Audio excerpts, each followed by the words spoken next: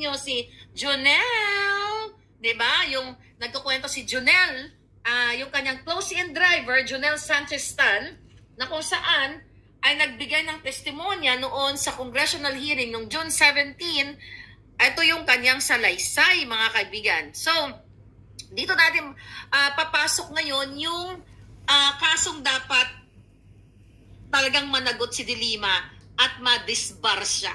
Dahil mismo inamin niya ang pakikiapid niya kay Dayan. At sinabi niya nga doon, nung tinanong siya ni Winnie Monzon, di ba, na bakit, pumatol siya sa driver niya. Bakit siya? Parang diring-diri si Monzon. Kaalyado nila yun. Bakit doon sa driver niya ganito ang dating, yung itsura? Sabi niya, frailties of a woman. Kumbaga, kati ng kipay ang ibig sabihin nun.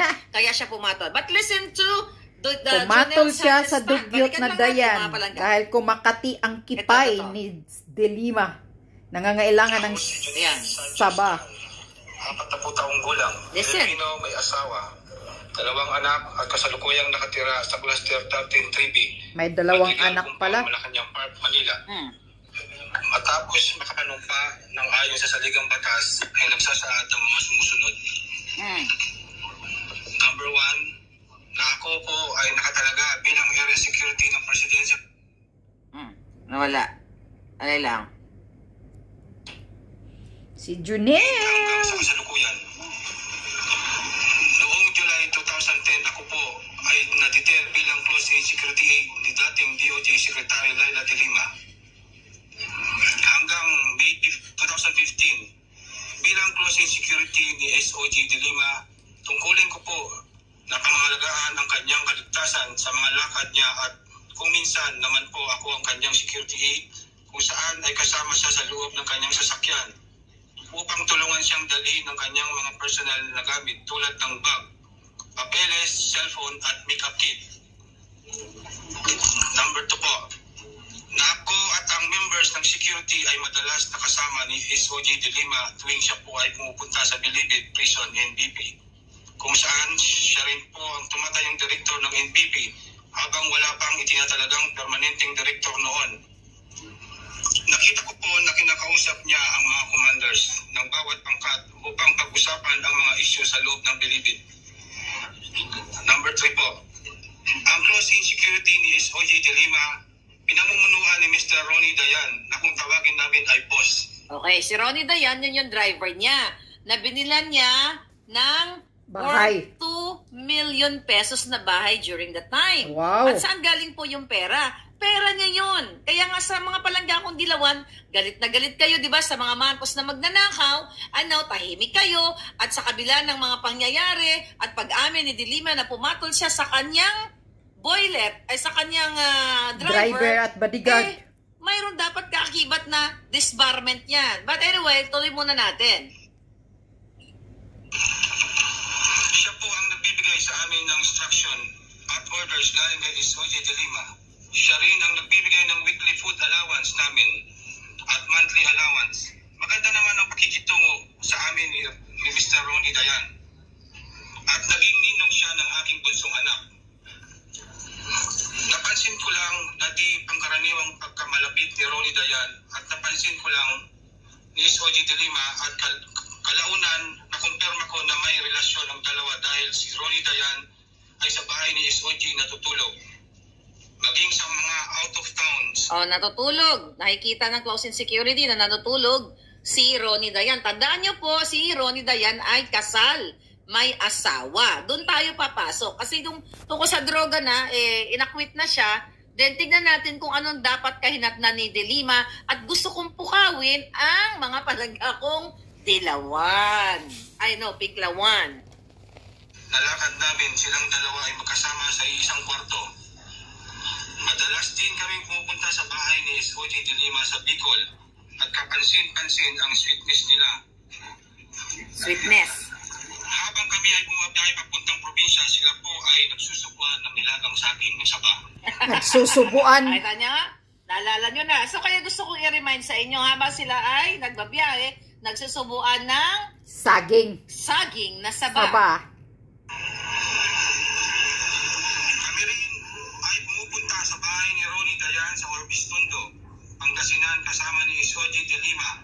At pag-birthday ni Ronnie Dayan tuwing last week ng December ay pumupunta si SOG de Lima at doon na nagpapaabot ng New Year. Sa tuwing kami ay mag-grocery, binibilan ni SOG de Lima si Ronnie Dayan ng paborito niyang Pondador at Marlboro. Wow, di ba? At the expense of taxpayers. Pondador at Marlboro, class. Ni SOG de Lima si Ronnie Dayan ng barong, sapatos at mga personal na gamit hanggang taasan ng ipinagyayabang ni Ronnie Dayan ang relasyon nila ni Secretary de Lima. Number 4 po. Noong taong 2012, habang kami ay nasa Malacanang compound, ako po ay nagulat sa aking nakita. Habang kami po ay nakapark, ako ay tinawag ni Bantam, driver ni SOG de Lima. Yung Bantam, naging jowa din ni de Lima yon. Yun yung pinalit niya kay Jonel, ay kay Dayan. Kay Dayan, kay Ronnie Dayan. Okay? Habang hawak-hawak niya ang cellphone ni Ronnie Dayan na naiwan sa loob ng sasakyan, nagulat po ako nang ipinakita ni Bantam sa akin ang video ni SOG de Lima at Ronnie na may dalawang sex video. Nasaan na kaya yung sex video ni de Lima? Kadiri. Oh my God! Kadiri! Diba? Naguhubad ang hippopotamus, katawan ni de Lima noon. Pusing si SOG malapit sa shower room na hubad-hubad. Imagine nga natin, di ba? Imagine.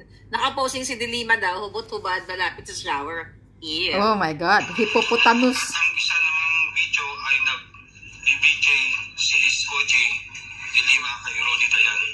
Alam niyo naman, nagbubuko juice, di ba? Imagine mo yung tsura ni de Lima, nagbubuko juice dahil kay Dayan. Nailang po ako sa aking nakita at hindi ko na tinapos panoorin. Naging biruan na lang namin ang nasabing video.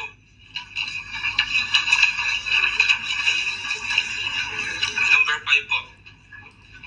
Noong November 2013 ay nagpasama sa akin si Pio Third Mercado kasama po sa PSG upang dalawin ang tatay niya na nakakulong sa NPP na si Tatay Victor Mercado. Nakikiusap sa akin si Tatay Victor Mercado na tulungan ko siyang ilapit kay SOG de Lima ang maaga niyang paglaya. Lumapit din sa akin ang ibang inmates para magpaabot ng kanilang mga hinaing sa loob ng maximum. Sinabi ko sa kanila na gumawa ng sulat at ipaabot ko kay SOG de Lima. Kaminsan-minsan naman ay sinasamahan ko si Jenny, pinsan ng asawa ko, para dalawin sa NPP si Don Don Buko na asawa niya. Noong October, number 6 po. Kaya may nag-comment. Ano yun? Sana po, ano sabi ni Balanga? Sana po makuha niyo yung sex video ni Saba para ipakalat niyo. Gusto niyo ba bang mapanood?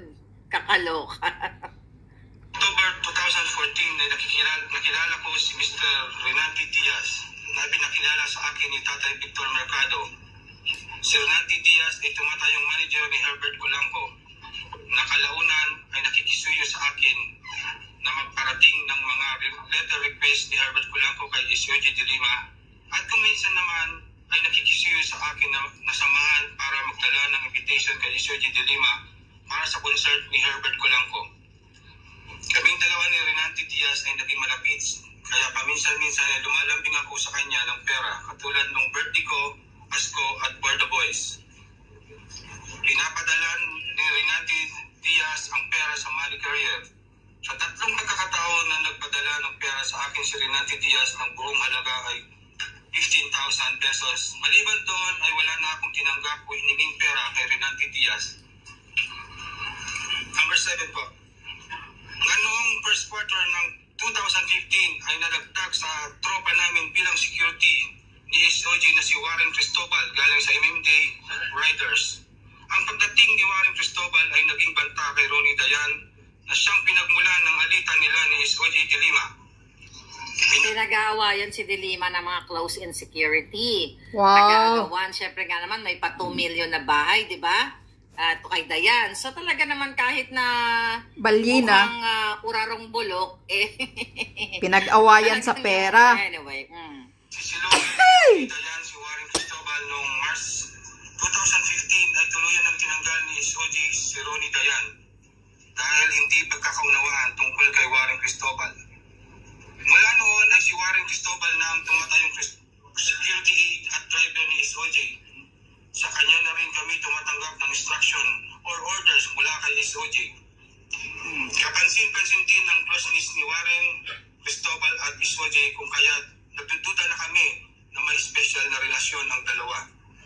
Napansin ko rin noong nag-target shooting kami kasama si SOJ de Lima at Warren Cristobal ay biniro ni SOJ de Lima si Warren kung type niya daw ang baril ni SOJ na STI, isang mamahaling baril. Nagtaka na lang kami kinabukasan dahil ipinakita sa akin ni Warren Cristobal ang baril ni SOJ de Lima na nakasukbit sa baywang niya. Napagalaman ko na inilipat na ni Warren ang baril ni SOJ sa pangalan niya. Number 8 po. Noong huling linggo ng March 2015, ako po ay nag-file ng leave at namalagi sa Pampanga upang magbakasyon. At nakasama ang pamilya ko.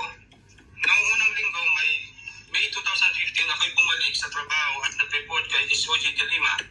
Makalipas ng 3 araw, ay sinugod namin ang tatay ko sa ospital dahil sa atake sa puso.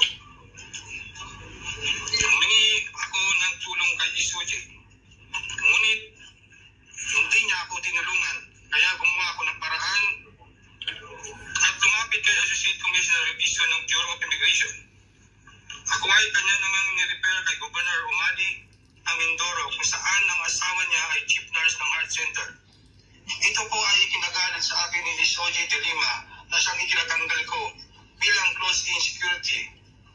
Noong banding yon ako ibinalik sa PSG kung saan ako ay nag-duty bilang area security ni Pinoy. Number 9 po. Last na yan. Ito po ang aking kusang loob na salaysay upang linisin ang aking pangalan na nadadawit sa investigasyon tungkol sa kalakalan ng illegal na droga sa loob ng National Bilibid Prison. Hindi po ako tinakot, pinilit o pinangakuan ng kahit anumang babuya para gawing salaysay na ito. Okay. Kinatutunayan ko. Okay, ganito na lang yun. So mga pabalangga, bakit ko piniplay sa inyo yon? Para balikan natin yung nakaraan kung ano ba yung ginawa. Kasi di ba dapat matuto tayo sa nakaraan? Katulad ng panawagan ni De Lima kanina, noong 2022, na kino-convince na yung mga pinklawan nilang supporter noon na iboto si Lenny at never ever again sa diktadoryang Marcos. Okay? And now, mga palangga, nung panahon ni Duterte, hinuhuli itong mga kasangkot sa droga katulad ni De Lima, napakulong nga, di ba? Pero sa panahon ni Marcos Jr. ay napapalaya sila. Kaya nga. Di ba? May narinig ba kayo na sangkot sa droga na isang malaking taong pinakulong ni Bangag Jr.? Wala.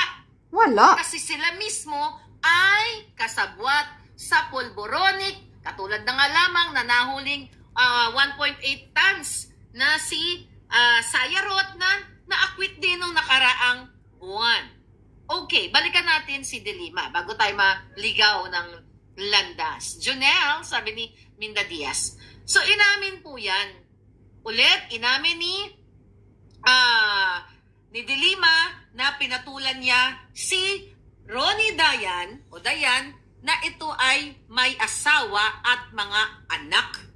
Dahil sabi nga ni De Lima dyan, nung tinanong sa interview, bakit niya pinatulan? Frailties of a woman. Katin sa kipay.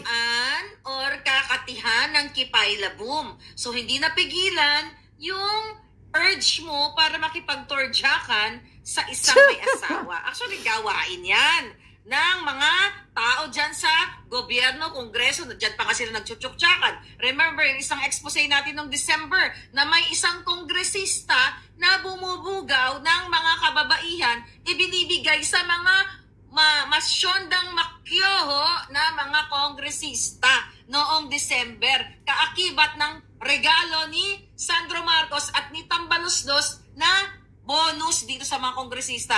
May kasamang babaeng binigay, mga babae actually, na isang kongresista naman ang bumugaw. So hindi ito bago. Alright? Pero, ginawang torjakan ang kongres. At babalikan natin yung mga pangyayari. With that, you can think. Diba? Yeah. Na hindi ko kayo kailangan pang, pilitin na maniwala. Kayo na mismo marinig sa inyong tenga kung ano ba nangyayari. So, inamin niya ni Dayan. Ito si Dayan. Okay? Made you fall for him. Friendness of a woman. May relasyon kasi. May relasyon sila. Yung mga panahon na yan, malakas pa yung pag-iibigan nyo ni Congress, Ronnie Dayan, 2017. Okay, ito po ay inano natin, pinipare kong clip sa inyo. Okay? Ayan yan. Ayan si Ronnie Dayan. Okay, ayan siya. Okay, sa Congress yan. Pakinggan natin ang kanilang pagchichikan. medyo Balikan natin. yung mga panahon na yan, malakas pa yung pag-iibigan nyo ni Secretary o Pinala. Medyo signal number 1 na lang po, sir. Signal number 1, parang bagyo, ah. Sabi na signal number 1 na lang. Mahina na po. Mahina na. So, ano yung... So, tinatanong niya kung kumusta during that time yung relasyon nila ni De Lima. Ang sabi ni Dayan, signal number 1 na lang daw. Sukdulan o pinakamataas na signal na inabot nyo. Umabot din po siguro ng mga signal number 5, sir. Ay.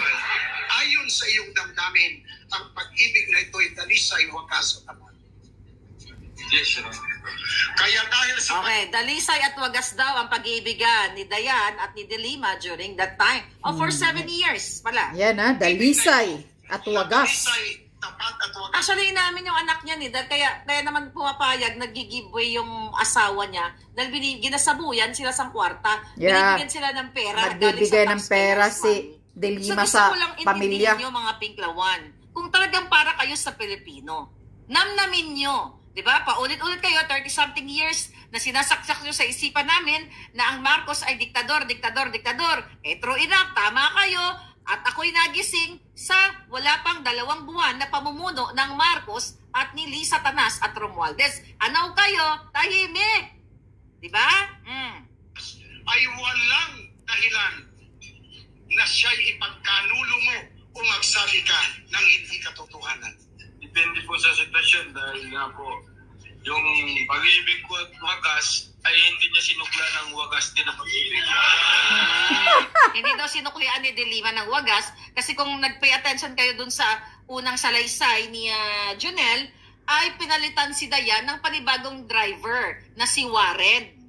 See? Kaya nagkagulo ang mga driver. Hindi po totoo yung may video 6 kami. Wala po akong natatanda na nag-video ko po habang kami nag-6. Wala daw, sabi na yan, wala daw silang, hindi daw siya nag-video, baka iba yung nag-video. Mayroon mang nakakuha, hindi po galing sa cellphone ko yung bago pumasok yung 2015, nagkakalabuan na kami ni ma'am. Kesyo hindi na daw kami masaya sa pagsasama namin.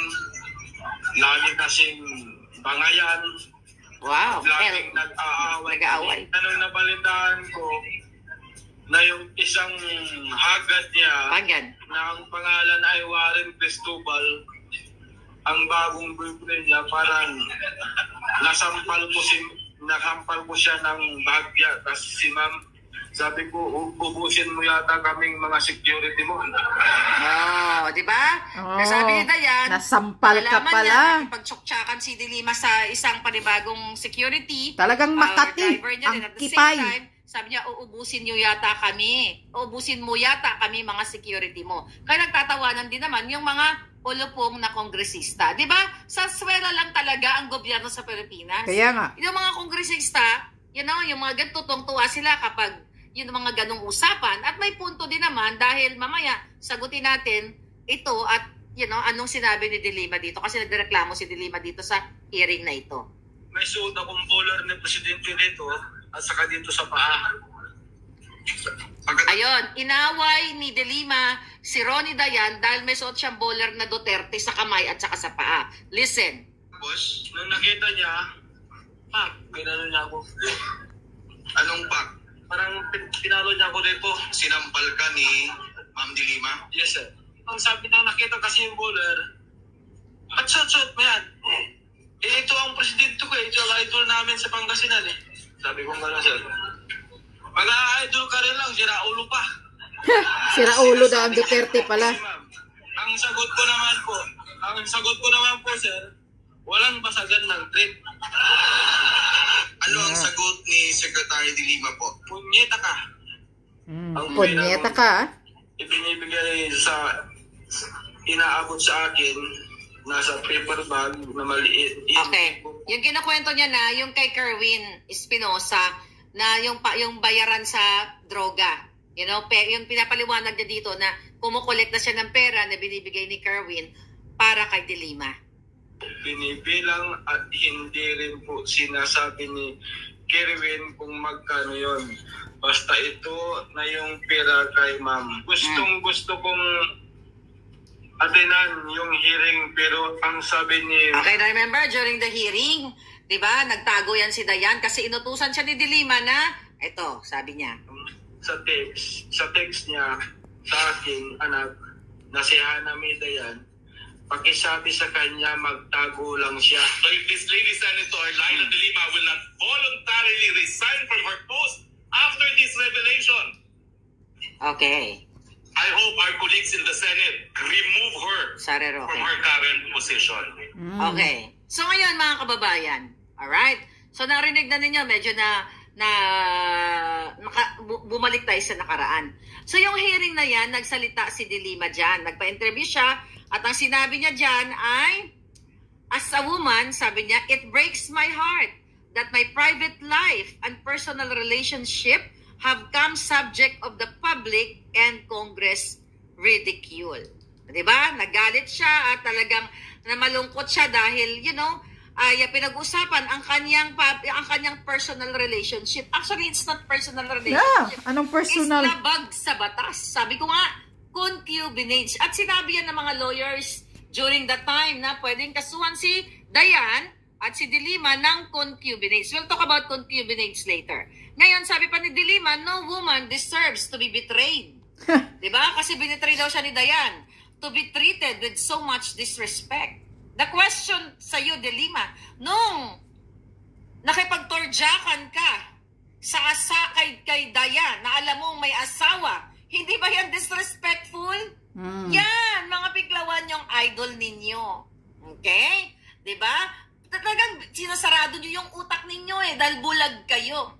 So tama ba? Nagreklamo si De Lima na hindi niya deserve na niloko, binitray siya, tinraidor siya ni Dayan dahil, you know, at ni Jonel at na iba pa, na in-expose yung kanyang pakikipagtorjakan, pakikipagkainan ng sabat, pakikipagbuko juice, pakikipag-BJ, ayun daw ay disrespectful. In the first place, sinaktan niya ang asawa ni Dayan. Yung pobre espiritu, pumayag lang yan kasi ginasaburan sila sa kwarta. Binibigyan sila ng pera galing sa kaba ng bayan. You think, Pinklawan supporters. Sabi ni De Lima, ulitin natin, with so much disrespect and without dignity. May dignity ba? Ang nangaagaw ng asawa at kumukuha ng pera ng bayan, iduldol sa asawa, pambili ng bahay, kapalit ng pakikipagtsuktsakan sa isang driver? Anong dignity mo sa ba? Ba yan, mga kababayan? Wala kang dignity matandang De Lima ka sa ba? Sabi pa, by any man she is with or had a relationship. Ang relasyon, okay lang sana kung magjowa kayo. Diba? Okay lang kung magjowa kayo na pareho kayong single. Oh, sabi ni Palangga, sino susunod? Parohinog? Ang papalayain? Sabi ni Edgar. Ayan, baka papalayain na rin yan si Parohinog. Yeah. Yan ang abangan natin. Baka palayain na silang lahat. Diba sino ba? Anyway, tsaka na lang yun. So ngayon, mga kababayan, since tama yung ating expose dito sa inyo last year, na pakakawalan si De Lima dahil ito ay magsasanib puwersa na ang Pinklawan, Dilawan at Pula. Kaya nga kinakausap ko yung mga Dilawan at Pinklawan na galit sa akin noon dahil ako'y sumuporta kay Marcos. At kayo ay tuwang-tuwa kay De Lima, kay Lenny, lahat na talagang in-expose nila ang mga Marcos, diktador. Tapos iniwan na kayo mga Palangga for vested interest. Okay? So ngayon siya ay na-absuelto at ang tinatawag dito ay sinabi ni De Lima ay ang pagbasura, okay? Nang tinatawag na demur to evidence ang paliwanag dito ng ating nakalap ay ito daw ay isang legal na motion na ginagamit sa iba't ibang jurisdiction ng iba't ibang mga bansa at kasama ang Pilipinas during the trial. Ito ay isinasampa ng depensa pagkatapos magpresenta ng kaso ang prosecution, ngunit bago pa daw magpresenta ng sariling evidence ang defense, okay? At ang essence daw nitong demur to evidence ay para ipakita yung mga ebidensya ng prosecution. Okay? At hindi dapat sapat para mapatunayan ang kasalanan. At ito daw, ibig sabihin, ang kaso dapat ay ibasura na hindi na kailangan magpresenta pa ng iba't ibang mga ebidensya ang defense. Kasi pinapatunayan na hindi na ma-acquit na siya at yun ang paliwanag dito sa batas ng Pilipinas ito. Ngayon mga palangga, kaya dati pinasok itong concubinage. Okay? Concubinage po ay labag sa batas. Kung si De Lima ay naabsuelto mga kababayan dahil dito sa pulboronic na to, dahil for some reason, okay, dahil ayon sa ating source ay na-impluensyahan ito ni Lisa Tanas dahil gagamitin nga nila si De Lima para gumanti kay Duterte. Kaya sila nagkaroon na. So,